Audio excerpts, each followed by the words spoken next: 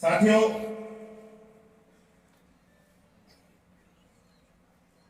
आप सब लोग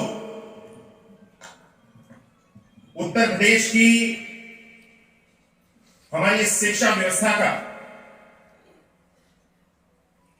एक अभिन्न अंग है।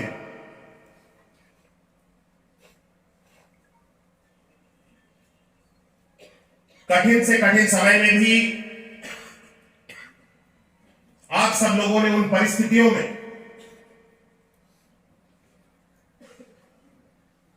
शिक्षा की अलग को जगा करके रखने का काम किया।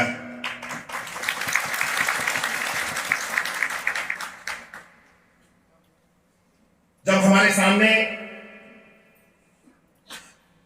ऐसी चुनौतियां आई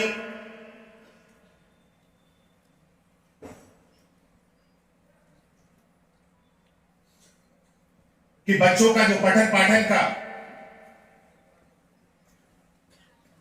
कार्य था वो बाधित होने लगा, उस समय भी हमारे शिक्षा मित्रों ने अपनी जिम्मेदारी को समझा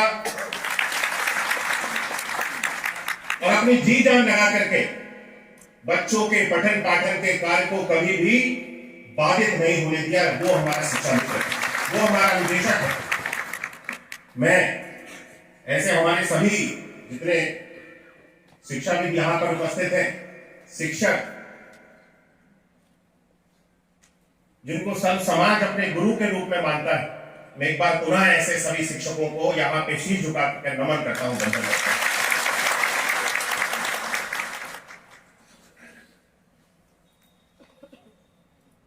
हम सबका दायित्व एक शिक्षक होने के नाते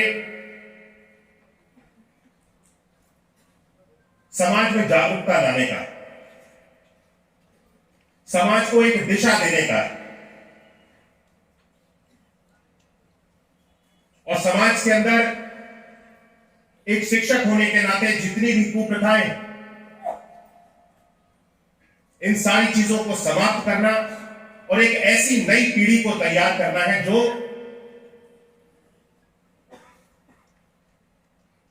अपने दायित्वों के प्रति जिम्मेदार हो,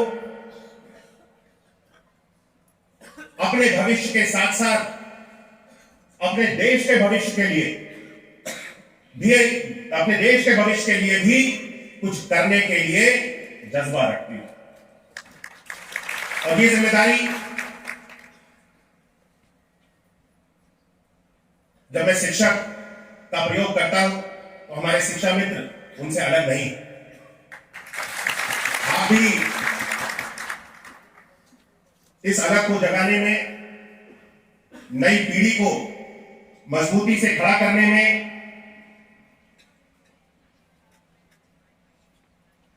अपना भरपूर योगदान दे रहे हैं। हम सब आज जब, क्योंकि बहुत लंबे समय से मैं अलग अलग संगठनों के माध्यम से और अलग अलग समय पे विभिन्न अलग अलग तरह के कार्यक्रमों को करने की बात उठती रही, लेकिन मेरा मानना है कि संगठन अवश्य होने चाहिए। शिक्षा मित्रों की, आपके सभी पूरे परिवार की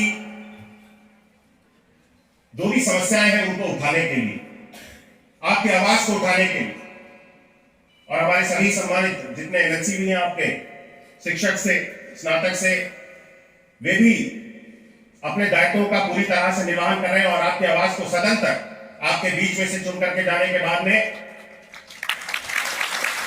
पूरी मजबूती के साथ उठाते हैं। आज ये कार्यक्रम यहां पे आयोजित हो रहा है और मैं इस कार्यक्रम का हिस्सा हो रहा हूं। जब मुझे लगा कि आज जब एक मंच पे हर एक व्यक्ति है और सब शिक्षा मित्र हमारे एकजुट हैं, तब इस कार्यक्रम को हम सब लोग आज यहां पे इतनी भव्यता के साथ संपन्न करते हैं। संगठनों का अलग अलग होना तब तक ठीक है कि जब तक हम सब एक ही सुर में बात कर रहे हैं। समस्याएं शिक्षा मित्रों की, अनुदेशकों की, अलग अलग संगठनों के माध्यम से मुझे लगता है बदल नहीं जाती है।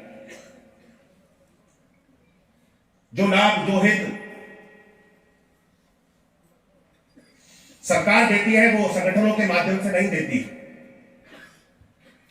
वो हित, वो लाभ सरकार हर एक शिक्षा मित्र के लिए जब कोई भी योजना लाती है, कोई भी घोषणा करती है, वो सबके ऊपर लागू होती है। लेकिन जब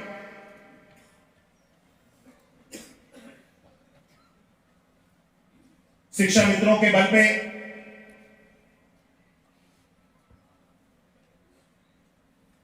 राजनीति करने के लिए कुछ लोग खड़े हो जाते हैं, मैं अपनी मन की बात कह रहा हूं, शायद कुछ गलत भी हो जाए तो उसको आप लोग अन्यथा मत लीजिएगा।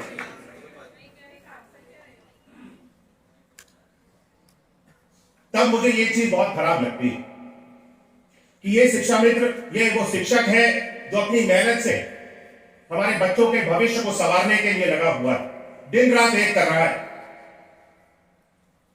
लेकिन चंद लोग, मैं किसी का नाम नहीं ले रहा, किसी संगठन का नाम नहीं ले रहा, किसी को बुरा भी नहीं बोल रहा, किसी को अच्छा भी नहीं बोल रहा,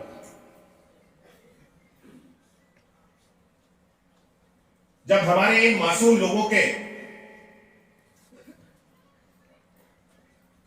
इन लोगों को सामने रखते हुए और इन लोगों को, शिक्षा मित्रों को, सभी हमारे लोगों को भ्रमित करते हुए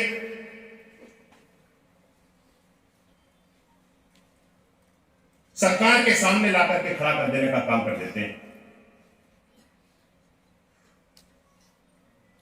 और एक संदेश ऐसा जाता है कि शिक्षा मित्र सरकार जो भी कार्य करती है उसके विपरीत दिशा में चलते हैं।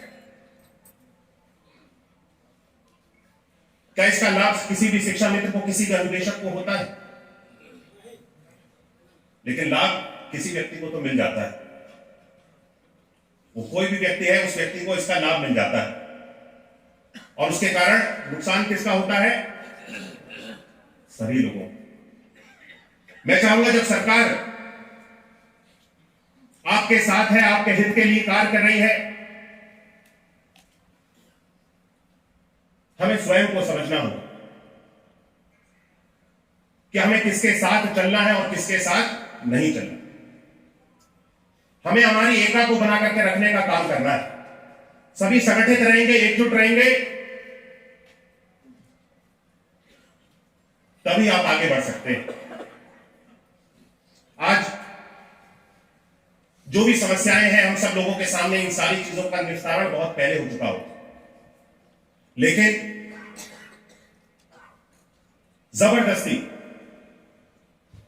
चीजों को बिगाड़ना और स्थितियों को सामान्य ना रहने देना किसी व्यक्ति का नाम नहीं लेता है। कुछ लोगों की वजह से स्थितियां सामान्य नहीं रही और इस तरह की छवि बनी कि शिक्षा मित्र अपने मन के हिसाब से चलते हैं। हमें इस छवि को पूरी तरह से बदलने की आवश्यकता है। यह है नहीं, सच्चाई नहीं है, लेकिन एक भ्रम बनाया गया। यह भ्रम भी क्यों रहना चाहिए? इस भ्रम को समाप्त करने के लिए हमें अपनी एकता को साबित करना हो। हम एक हैं और आगे हमेशा एकजुट रहेंगे, यह संदेश हमें देने का कार्य करना है। और जिस तरह से हमारी सरकार आज सकारात्मक दिशा में आगे बढ़ रही है, शिक्षा के क्षेत्र में जिस तरह से हमारी सरकार ने कार्य किए हैं,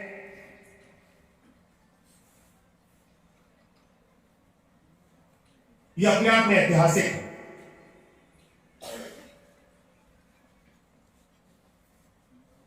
दो 2017 से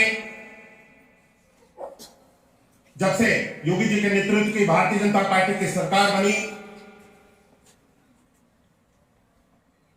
शिक्षा के क्षेत्र में बहुत सारे बदलाव किए।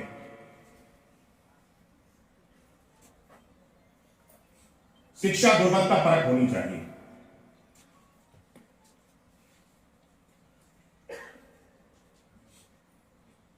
केवल विद्यालयों के निर्माण को करना, विद्यालयों को उनके सौंदर्यीकरण को करना और नई नई इमारतें बना करके खड़ी कर देना ही हमारी सरकार का उद्देश्य नहीं। हमारी सरकार का उद्देश्य यह स्पष्ट है, जिस तरह से राष्ट्रीय शिक्षा नीति को बना करके लागू किया गया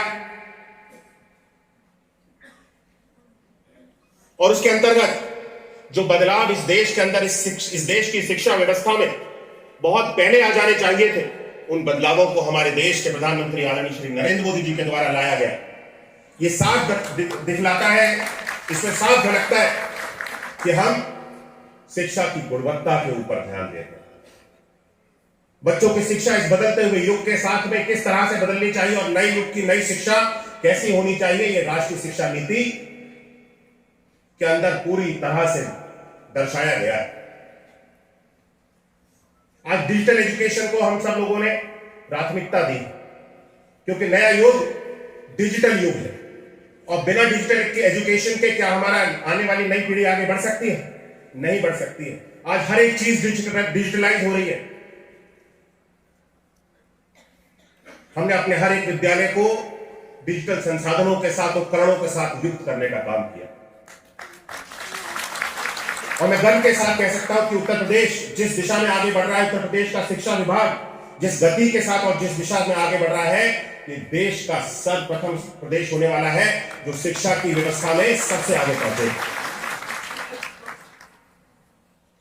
उत्तर प्रदेश पहले बहुत सारी चीजों के लिए 2017 से पहले जाना जाता है।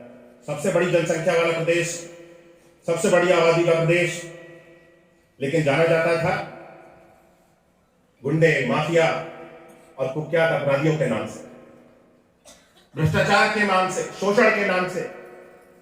आज इस छवि को पूरी तरह से बदलने का काम हमारी उत्तर प्रदेश की योगी जी की और मोदी जी के नेतृत्व की सरकार ने किया है। आज उत्तर प्रदेश देश के ग्रोथ इंजन के रूप में जाना जाता है।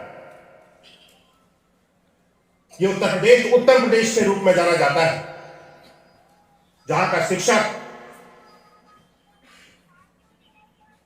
अपनी जी जान एक करते हुए आने वाली नई पीढ़ी को तैयार करने के लिए इस देश की 2047 में जो हमारे प्रधानमंत्री जी ने सपना देखा है, एक विकसित राष्ट्र का, एक विकसित भारत का, उस सपने को पूरा करने में अपनी जी जान लगा देने वाली उत्तर प्रदेश के हमारे एक शिक्षक के नाम से आज प्रदेश जाना जाता है। साथियों, जब सरकार सकारात्मक दिशा में आगे बढ़ रही है, सरकार ने अभी हाल ही में जब शिक्षक दिवस था, जिसके बारे में हमारे सभी सम्मानित विधायकगण, एमएलसी गण आपसे चर्चा कर चुके हैं, जब कैशलेस चिकित्सा की सुविधाओं की बात आई, माननीय मुख्यमंत्री जी ने इस पर एक चर्चा करने के लिए बैठक बुलाई और उसमें हर एक चीज पर चर्चा हो रही है। जब शिक्षकों की बात आती है और उनके योगदान की बात आती है, तो सरकार को भी उनके लिए चिकित्सा की सुविधा उपलब्ध कराने में कहीं पर भी पीछे नहीं हटना चाहिए। और इसमें एक बिंदु तक यह भी रखा गया बैठक में कि हमारे शिक्षा मित्र, अनुदेशक और उनके साथ साथ रसोइये भी, जिनका योगदान कभी भुलाया नहीं जा सकता है शिक्षा के क्षेत्र में, इनको भी इसमें सम्मिलित करते हुए कैशलेस चिकित्सा की सुविधा दी जानी चाहिए। तब आज सब लोगों को भी माननीय मुख्यमंत्री जी ने निर्णय किया कि हाँ, इन सब लोगों को भी सम्मिलित करते हुए, और उन्होंने स्वयं इसकी घोषणा की कि समस्त सभी शिक्षकों को इसके अंतर्गत हम सब लोग समाहित करेंगे और इसकी रूपरेखा बहुत जल्द बनकर के तैयार हो जाएगी। क्योंकि एक जब बड़ी व्यवस्था बनानी होती है, कोई नई चीज की तैयारी करनी होती है, इसका ड्राफ्ट तैयार किया जा चुका है। मुझे लगता है हमें बहुत ज्यादा प्रतीक्षा की आवश्यकता नहीं होगी। हम सब लोग इसमें बहुत तेजी से आगे बढ़ रहे हैं और बहुत जल्द आप सब लोगों को इन सारी चीजों की कैशलेस चिकित्सा की जो सुविधा है, इस व्यवस्था के साथ में आपको जोड़ दिया जाए। मैं मुख्यमंत्री जी का हृदय से आभार करता हूं, धन्यवाद करता हूं कि उन्होंने हमारे प्रदेश के समस्त शिक्षा मित्रों को, अनुदेशकों को, रसोइयों को भी, शिक्षकों के, अन्य सभी शिक्षकों के साथ साथ इसके अंदर समाहित किया और भी अन्य सभी मांगों पे हमारी सरकार विचार कर रही है। शिक्षा मित्रों को अभी उनके मनचाहे विद्यालयों में पहुंचने का अवसर मिल जाए, क्योंकि कई सारे शिक्षा मित्र ऐसे हैं जिनको अभी अपने विद्यालयों तक पहुंचने में भी कठिनाई होती है। इसके ऊपर भी हम सब लोग कार्य कर रहे हैं और बहुत जल्द एक व्यवस्था बना करके लागू कर दी जाएगी कि हर एक शिक्षा मित्र को अपनी स्वेच्छा से जिस स्थान पर उसका विद्यालय होना चाहिए, व्यवस्था के अनुसार वहां पर वो पहुंच करके अपने पठन पाठन के कार्य को आसानी के साथ पूर्ण कर सके। हम इस पर काम कर रहे हैं और बहुत जल्द इसको पूर्ण कर दिया जाएगा। आपकी प्रतीक्षा की घड़ी अब लगभग समाप्त हो चुकी है।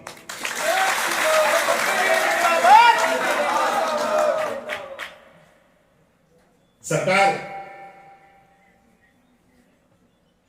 जब आपकी तरफ, आपकी मांगों की तरफ 2 कदम आगे बढ़ी है और उनको पूरा किया है, धीरे धीरे करके हर एक चीज पूरी की जाएगी, छोड़ा कोई भी चीज नहीं जाएगी। तो क्या हमारा दायित्व नहीं बनता कि 2 कदम जब सरकार बढ़ रही है, 2 कदम हमको भी आगे बढ़ना चाहिए? फासले तो तभी कम होंगे ना, एक व्यक्ति और दोनों व्यक्ति जब पास में चल करके आएंगे तो फासले कम करने में उसमें खुशी भी ज्यादा होगी, क्योंकि वो स्वेच्छा से होगा कि हम भी मिलना चाहते हैं और आप भी हमें आकर के मिल रहे हैं। एक व्यक्ति खड़ा है और दूसरा व्यक्ति चल के जाएगा तो उसको मिलना नहीं बोलते हैं, उसे मिलना नहीं कहा जाएगा ना। दोनों लोग स्वेच्छा से, आप भी हमारी शिक्षा व्यवस्था का एक बहुत अभिन्न अंग है, जैसा कि मैंने कहा। और शिक्षा मित्रों के बिना, अनुदेशकों के बिना हम बेसिक शिक्षा विभाग में पठन पाठन के कार्य को भलीभांति संपन्न करने की कल्पना भी नहीं कर सकते। आपका योगदान बहुत महत्वपूर्ण है हमारे लिए।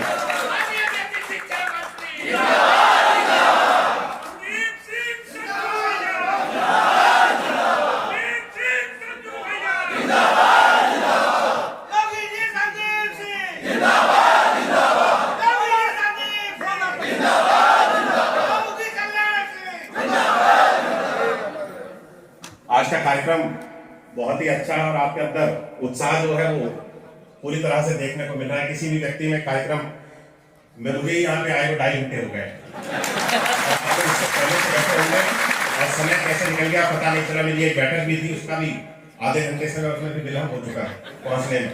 लेकिन यहाँ पे आप सब लोगों के बीच में सभी लोगों को सुनने में इतना आनंद आया था कि समय का पता नहीं चला। और मैंने भी कहा कि थोड़ा विलम्ब होता है तो कोई बात नहीं, आगे से पहुंच करके इस बैठक को लंबा।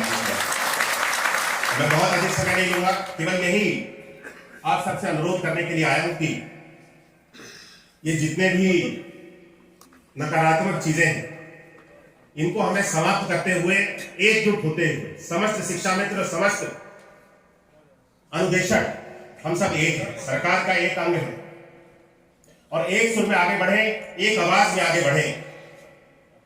जब 2 कदम आप आगे बढ़ रहे हैं, सरकार भी आपकी तरफ 2 कदम बढ़ रही है और जब हम एक हो जाएंगे तो मुझे नहीं लगता कि आने वाले समय में आप सब लोगों की जो भी समस्याएं हैं उसका पूरी तरह से निस्तारण होगा।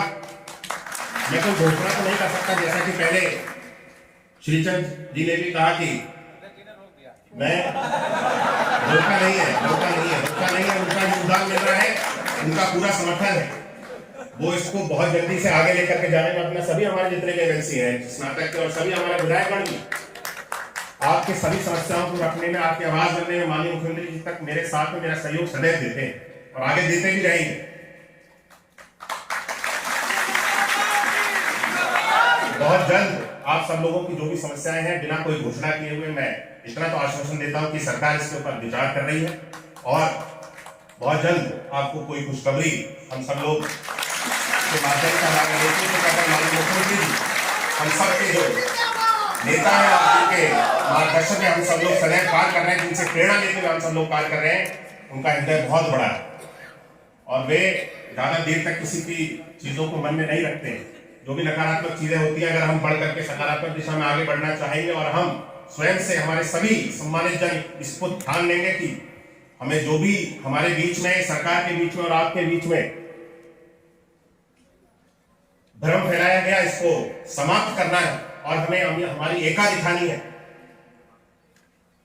ये निर्णय अगर हम लोग कर लेंगे तो बहुत जल्द ये खुशखबरी भी साथियों आपको माननीय मुख्यमंत्री जी के मुख के माध्यम से सुनने को मिलेगा। लेकिन इसका एक संदेश जाना चाहिए, आज से संदेश जाना चाहिए पूरे प्रदेश में, हमारे समस्त सभी शिक्षा मित्रों में, सभी अनुदेशकों में कि हम एक हैं और हम एक सुर में बात करेंगे।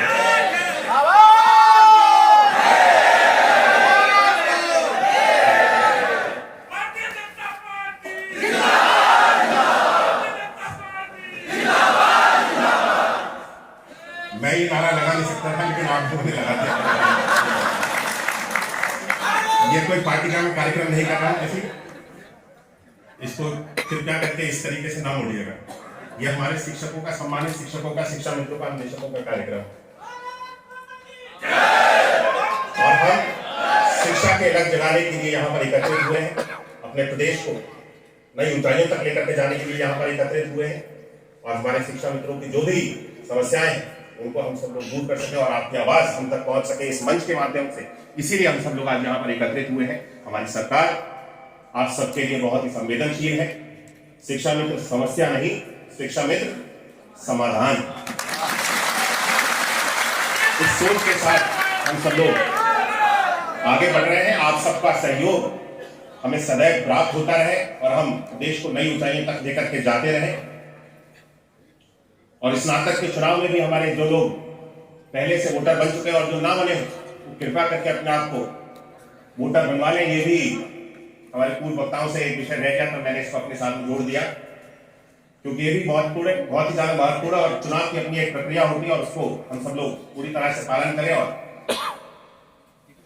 इन सारी चीजों पर ध्यान रखते हुए हम सब लोग आगे बढ़े। और मैं आशा करता हूं कि ये चुनाव, स्नातक के चुनाव होंगे, इसका जो परिणाम होगा वो भी सकारात्मक होगा, जिससे ये साफ रखेगा कि हमारी एकता बरकरार है और हम सब लोग एक हैं।